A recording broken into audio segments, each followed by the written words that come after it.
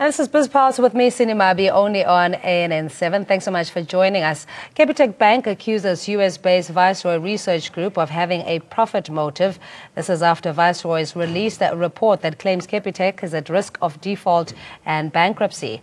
Capitec CEO Gerrie Fourie says they are considering legal action, but would first focus on clarifying the facts. And the South African Reserve Bank has also come out saying it believes Capitec is solvent. Viceroy calls for the Reserve Bank and Minister of Finance to immediately place Capitec into curatorship, and the group calls Capitec a loan shark with massively understated defaults. Viceroy believes that Capitec's concealed problems resemble those seen at African Bank Investments prior to its collapse in 2014. And Viceroy Research is the same whistleblower group that blew the lid on retailer Steinhoff. I don't want to speculate on the motive. I think I've said that for me, I've got a concern if a report comes out and it's there's a lot of inaccuracies and they're not prepared to talk to us. And when you short a stock and then bring out a report, there's for sure a profit motive. But I don't know the real motives. And like I said, we've always been open to anyone if they've got questions. So they could have got hold of us and then brought out a report. The focus now is to get the facts and figures out and to handle the clients and handle the media. We've just taken the FSB approach, of course, and we will consider our options going forward. Yes, the South African Reserve Bank statement reads, and I quote, "As part of our mandate, we monitor the safety and soundness of all banks, including Capitec Limited. According to all the information available, Capitec is solvent, well capitalized, and has adequate liquidity, and the bank meets all prudential requirements," end quote. And my colleague Rapedze Hlophe takes us through the key findings of the Viceroy report. Let's take a look at the key findings of Viceroy's report. Now, Viceroy says that Capitec is a microfinance provider, yet it out-earns all major commercial banks globally, and they don't buy this story. It's indicative of a predatory finance, a claim corroborated by former customers as well as employees. Well, Capitec must take significant impairments to its loans, which will likely result in a net liability position. As a consequence of refinancing delinquent loans, Viceroy believes that Capitec's loan book is massively overstated. And lastly, it says Capitec is either fabricating new loans and collections, or it's refinancing 2.5 billion to 3 billion rands in principal debt per year by issuing new loans to defaulting clients. My initial take was one of huge skepticism.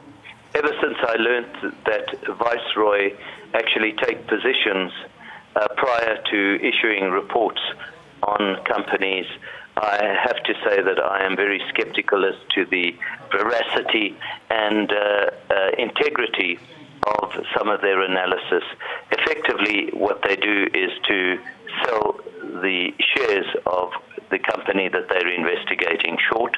In other words, they sell the shares without having them in the hope of being able to buy them back at a lower price and make a profit. And then once they issue their report, the share prices inevitably do decline, and so they cover those in, their positions in, and they make a turn on it. In the case of Steinhoff, they could have made as much as 85%. In the case of Capitec, they could have already made over 10% on that. But you have to ask yourself, what is the bona fides of them doing this exercise? Yes, it may serve a purpose in keeping a close eye on auditors around the world who might feel more inclined to be much stricter in terms of their auditing practices than would have been the case prior to this. But you have to ask yourself if it's entirely ethical. The issue here isn't so much just the accounting issue. I think there's also some issues around some of the practices, which I don't know if they are correct or not. For instance, the initiation fee is being charged to people that have, these loan facilities. So there is apparently an initiation fee charged every time you want to take a slightly larger loan from the company, and they account for, apparently, according to the report, about a quarter of the company's earnings. Those kind of things, I do think, have to be looked at to a certain extent if they are true. You don't want to have lower income people who are desperate for cash being overcharged for certain kind of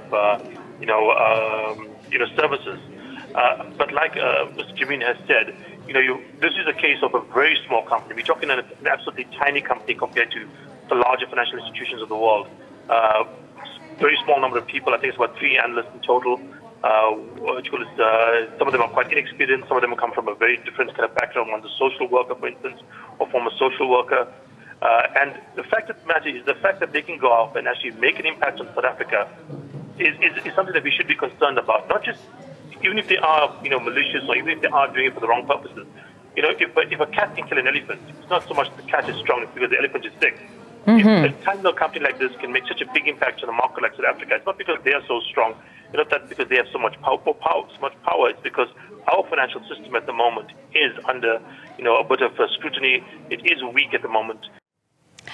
And we're joined in studio by Bheki Radebe, a social entrepreneur. Good to have you, Bheki, and thanks so much for your time. Capitec had entered the market and really disrupted the monopoly that was there, and being able to provide quality, at least cheaper services to consumers. And now we hear these kinds of reports. It hasn't been verified as yet, but what do you make out of it as an entrepreneur especially? Thanks, Cindy, and good evening to the viewers. I think the issue of Capitec, it's been a very successful story from where it started.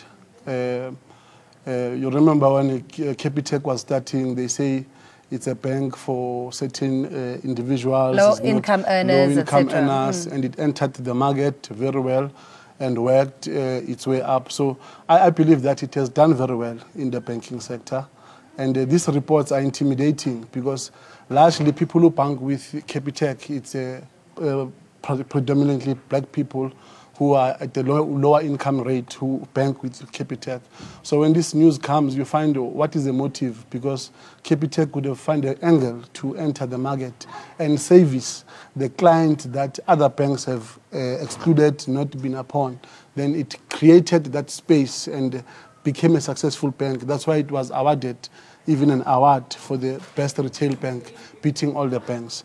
So this Viceroy research is becoming very questionable at this time. And the Reserve Bank also coming in, to give that sense of assurity that it is solvent and liquidity is fine with the bank, etc. But it's interesting now how international investors would possibly look at South Africa if there's any inclination of a possible risk of embellishing your balance sheet, and also if you might default on your loan books.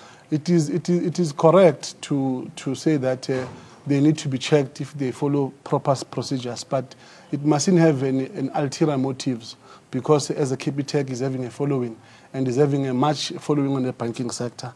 But at the same time, Cindy, that is why the call of a black bank is imminent, so that we start also entering the same market and say that we call for the black bank to be established so that we can service and have a space in the economy of our country. I think the how is probably what we need to explore in, let's say, the innovation that comes with Capitec, not necessarily having the brick and mortar in terms of offices or branch that you can walk into. Even then, they don't keep the asset or the money on the premises. Everything is pretty much done online or via ATM. That how then can you do that in a cooperative bank or any other competitor that wants to get into the space? I think the successful story that for now we can look at, it's an issue of a Bitcoin, because even Bitcoin is using the same strategies to say that people must be able to bank for themselves. They have to, there's so much money that is being poured on bank, but in retrospect, the reversal, putting of social investment to the community is not there. A lot of people use this bank, but when you go and want fund and want loans and want to be assisted on banks, there's a lot of red tapes. So when Capitec took that space of allowing low-income earners to be part of the economy by using their facility and being number one bank, retail bank, it also takes us back to say we can bank ourselves. With Satoshi, who introduced Bitcoin, you can see how much money banks does in giving one services. And you can also think what can happen if people are able to do the same services that the bank do. Yeah, but it's not something we can ignore. If you take the example of the African bank that collapsed in 2014, that the signs were there, especially with the bad debt not being able to recover or service their unsecured loans, that, customers need to be vigilant. Yes, that's why I say Capitec, as much as we say that they've built a successful story, the Viceroy report, we need to look at if they are giving unsecured loans, are they following correct procedures to be able to do that. But what we are saying now is that it's the time for us as black people and as people who want to start their own bank to enter this space and start to create, resonate in this space so that we can also empower ourselves. Because Cindy, the banks, we empower the banks every day. We use their speed point, we use their what. But if we can go to banks now and ask for money, for loan, to start your own business, we have those inhibitations that are really disturbing. So in this instant, I'm not saying Capitec is holy, but I'm saying that Capitec, yes, if the Viceroy report says that we need to look at this, yes, we need to look at it. But us, we need to sit and say, what is the best method of banking? What is the best method of banking that our people can use that will benefit the sector and all people in general? But I suppose there is at least now more intention in creating that alternative in a post bank or state bank. Yes. If the grant systems or payments will be done there, that it is another option that people have. And we were very happy that it has moved to that direction because even the company that was giving grants was making a lot of money. So if it's moving to post bank and it's going to be used as one bank that we are very careful and want to be able to invest, we have to move the same way to do that. So I'm saying that generally the perception that banks must have red tapes towards the low income must end. We have to be able to be loaned and be accessed so that when you have a problem, you can have a favor with the banks in terms of what you want to get in return. So the banks are not necessarily sensitive to what your circumstances may be. Yes. I mean, if you look at the issue of collateral, or like you're saying, you want a business loan that they won't grant you, but they can give you the same value in a car, in a car loan. Yes. And then you find that the economic investment, they're not okay. I mean, we have franchises that people will be interested to take.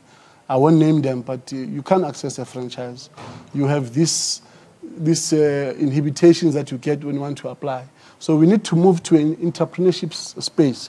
That is why I want to mention Bitcoin now. I want to mention Bitcoin because we want to close this gap that the bank is amassing wealth, not at our benefit, but at their own benefit. But with Bitcoin, you can push entrepreneurship because you bank yourself, you have your own account, you use US dollar. So it's one method. Bitcoin is one method that is seek to empower people in terms of them being empowered, in terms of moving forward. Yeah, because but you'd have to be into network marketing and being able to sell, isn't it? Yes, no, you have to be in network marketing and network because if you're a real social entrepreneur, all companies, they have to market themselves. Even if you start a Shisanyama or anything, you have to market yourself. So even with Bitcoin would say that, okay, you use a speed point to pay in any retail shop, whatever you buy. Who benefits there? It's the bank. And the bank benefits because it does nothing. It's only put the speed point, you swipe, you get the money, and then that's it.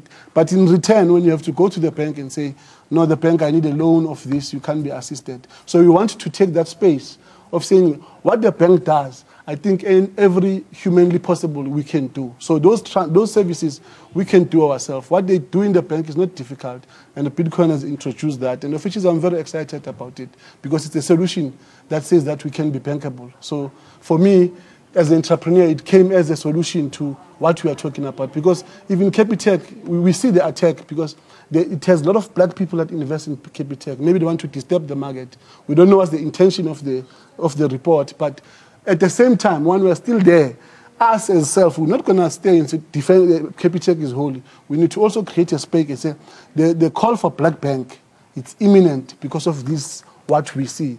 The call of black bank that the black child must get education, must get a loan for entrepreneurship, franchise, it starts now. All right, we're going to leave it there. Much appreciated as always. That's Peggy Khatebe, social entrepreneur, reflecting on the Capitec and Viceroy report. We heard from the Reserve Bank saying that, in fact, Capitec is a solvent and that they are in good financial health. We look at